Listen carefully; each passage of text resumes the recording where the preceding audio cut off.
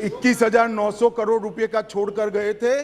कितना छोड़कर गए थे भाई? 21,900 करोड़। अब ध्यान से सुनना, 21,900 करोड़ को 6 गुना बढ़ाकर 1,25,000 करोड़ रुपए का बजट नरेंद्र मोदी। मान्यवर, खाद्यान्न के उत्पादन 265 मिलियन टन से बढ़कर 22-23 में 323 मिलियन टन रिकॉर्ड उत्पादन। प्रधानमंत्री किसान सम्मान योजना में आगे बात कर चुका हूं। 14 करोड़ लोगों को 6,000 रुपया, 2,41,000 करोड़ रुपया। और एमएसपी बहुत चिल्लाते रहते हैं।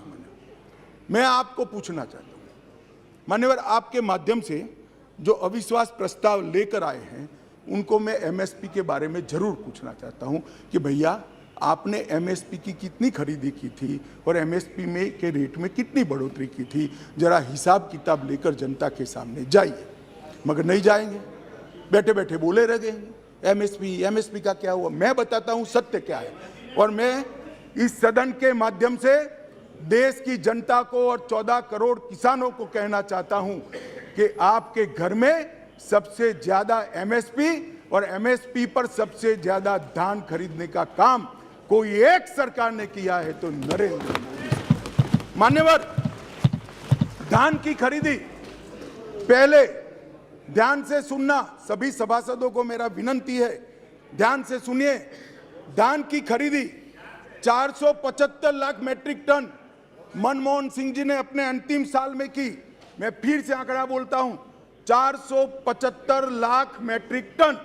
नरेंद्र मोदी जी ने अंतिम खरीदी 896 लाख मैट्रिक टन, 88% की वृद्धि। मान्यवर, और लाभार्थी किसान पहले 76 लाख थे, अब 1,31,00,000 लाभार्थी किसान। मान्यवर, गेहूं की खरीदी एमएसपी पर खरीदी, इसके अंदर मनमोहन सिंह जी और इनकी यूपीए की सरकार 251 लाख मैट्रिक टन छोड़कर गए थे, 251 लाख मैट्रिक टन। अब नरेंद्र मोदी जी ने 251 लाख मैट्रिक टन से बढ़ाकर 433 लाख मैट्रिक टन पहुंचाने। और पहले गेहूं 20 लाख किसानों का खरीदा जाता था, अब गेहूं 43 लाख 43 लाख किसानों का खरीदा जाता है। मान्यवर, मोदी जी ने कहा कि किसानों की आय दोगुनी करेंगे। हमारा मखौल उड़ाते थे, अभी भी उड़ाते हैं, शायद 5 साल बाद भी उड़ाएंगे। समझ नहीं पड़ी है मान्यवर, हम कहते थे कि हम किसानों का आय 2 गुना करेंगे, हमारा मजाक उड़ाया जाता। अब मैं बताता हूं मान्यवर, मोदी जी ने निर्णय कर दिया कि किसान की आय से, मतलब खर्च से, लागत से 50% कम से कम एमएसपी रखेंगे। ये बहुत बड़ा ऐतिहासिक किसान हिस्से निर्णय है। मान्यवर, धान की एमएसपी जो 1310 थी, मैं फिर से एक बार ध्यान आकृष्ट करना चाहूंगा। मनमोहन सिंह जी, यूपीए सरकार, जिनको हम पर अविश्वास है, वो यूपीए सरकार धान के एमएसपी 1310 छोड़कर गई। कम खरीदते थे मगर रेट 1310 था, हमने ज्यादा खरीदा और उसके दाम को भी 1310 से बढ़ाकर 2040 कर दिया। मान्यवर, गेहूं 2013-14 में 1400 रुपया एमएसपी छोड़कर गए थे डॉक्टर मनमोहन सिंह यूपीए, और आज 2013-14 में 1400 से बढ़कर 2125 रुपया एमएसपी करने का। हमने गेहूं ज्यादा भी खरीदा और गेहूं का दाम भी ज्यादा दिया। मान्यवर, ये ना ही किसान हितैषी है, ना एक गरीब हितैषी है, ना एक पिछड़ा हितैषी है। उनको अपने परिवारों के अलावे किसी का ध्यान नहीं है। और इसलिए मोदी जी ने आज कहा है, 9 तारीख को आज कहा है, 9 अगस्त को, परिवारवाद ट्वीट में, भ्रष्टाचार और तुष्टीकरण।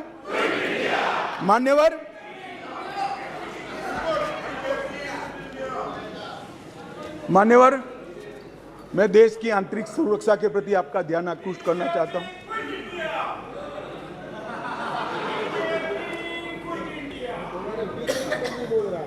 भाई अभी भी सत्यता स्वीकारो, नहीं तो जो होए उसके भी आधे हो जाओ।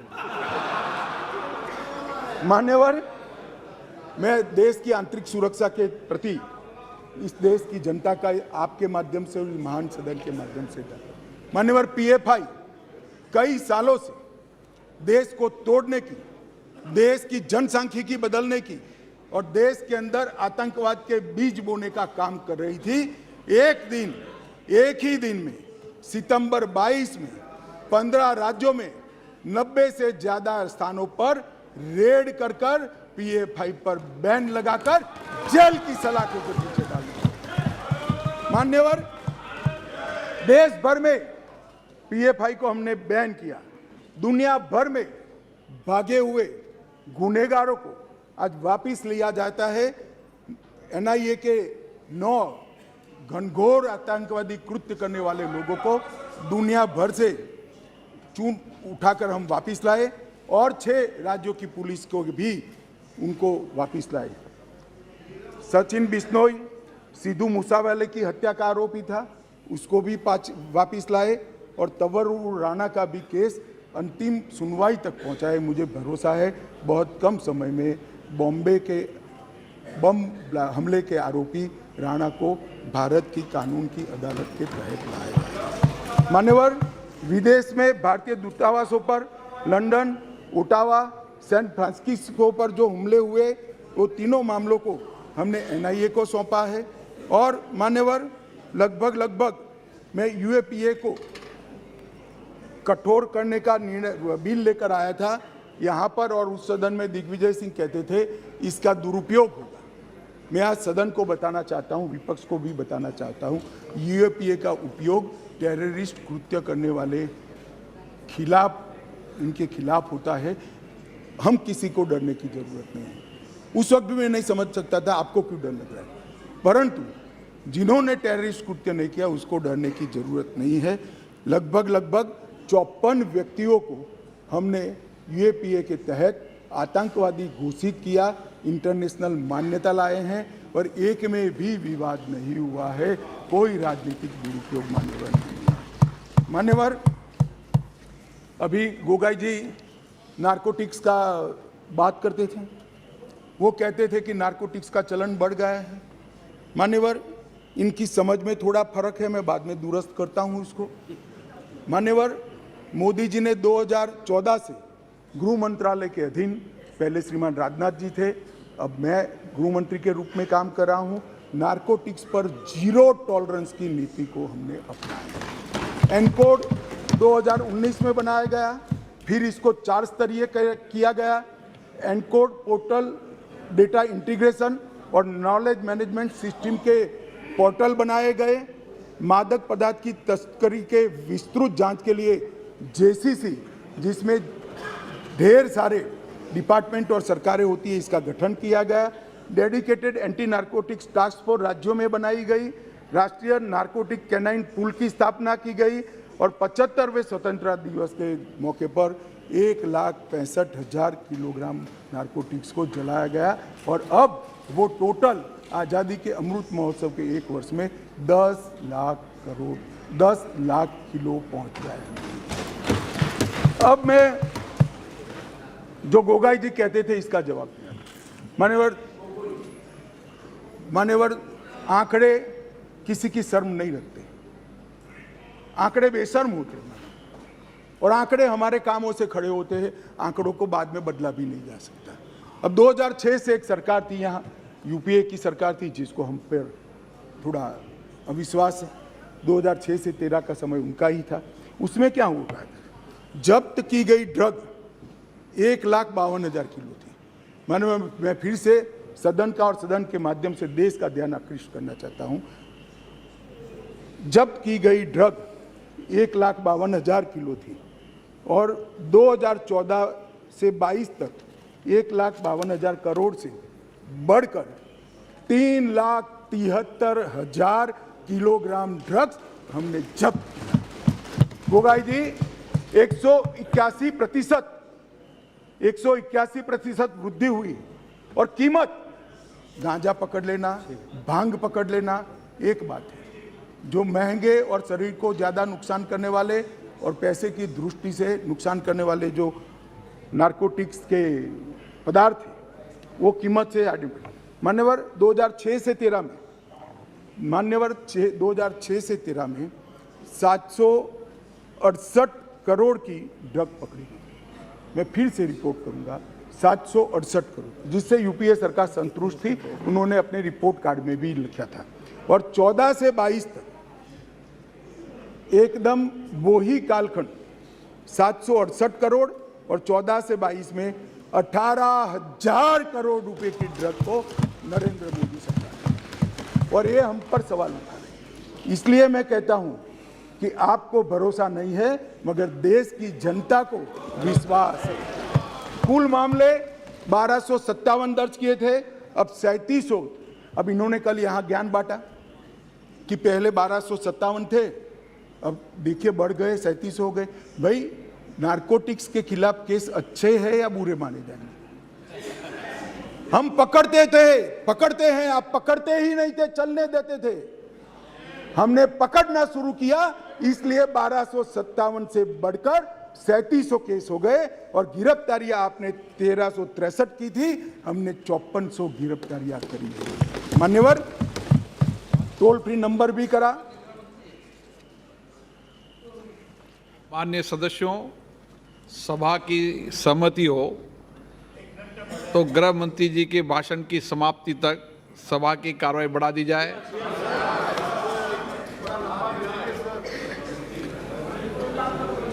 मान्यवर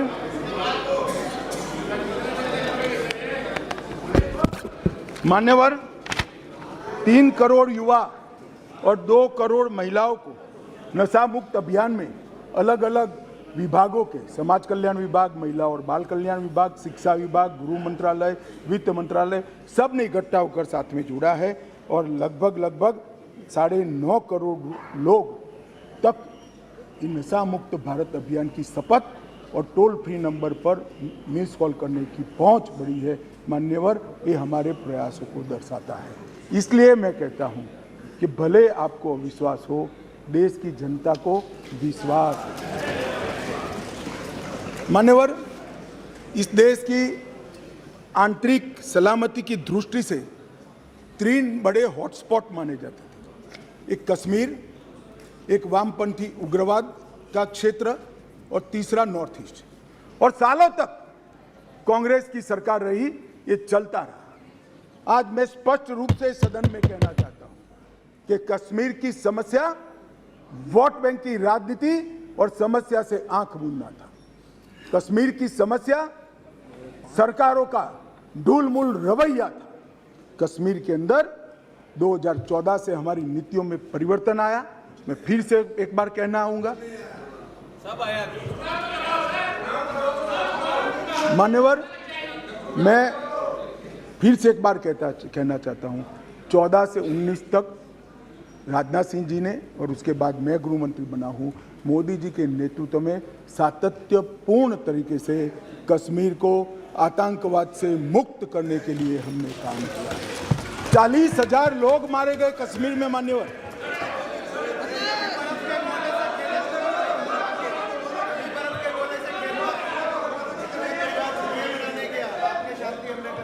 मान्यवर, मेरा एक निवेदन है। मैं मानता हूं कि पार्लियामेंट्री अफेयर्स मंत्री मेरे निवेदन का विरोध नहीं करेंगे।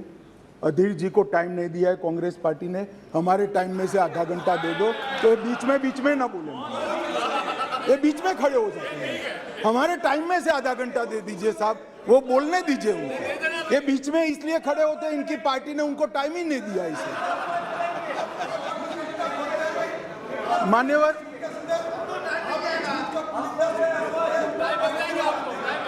नहीं,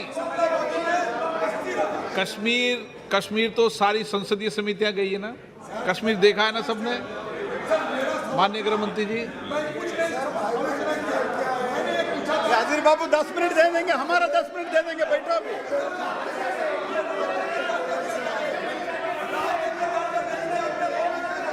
चलिए बेटे, आप क्यों खड़े हो, बैठिए।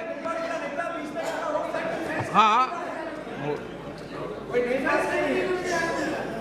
मान्यवर, कश्मीर के अंदर परिवर्तन लाने वाला युगांतकारी निर्णय इस देश के सम्माननीय प्रधानमंत्री नरेंद्र मोदी ने किया।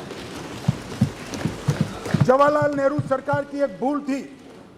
धारा 370 5 अगस्त 2019 और 6 अगस्त को इस महान सदन ने धारा 370 को समाप्त कर। इसके साथ ही कश्मीर के अंदर से 2 झंडे चले गए, 2 संविधान खत्म हो गए और संपूर्ण रूप से कश्मीर का भारत के साथ जुड़ाव करने का काम इस देश के प्रधानमंत्री नरेंद्र मोदी। मान्यवर, इन्होंने, मैं अभी भी एक इनके ही प्रेरित एनजीओ की एक मीटिंग अभी हुई, रिपोर्ट मैंने देखी। क्या रिपोर्ट कहते हैं? हुर्रियत से चर्चा करो, जमीयत से चर्चा करो, पाकिस्तान से चर्चा करो, हम ना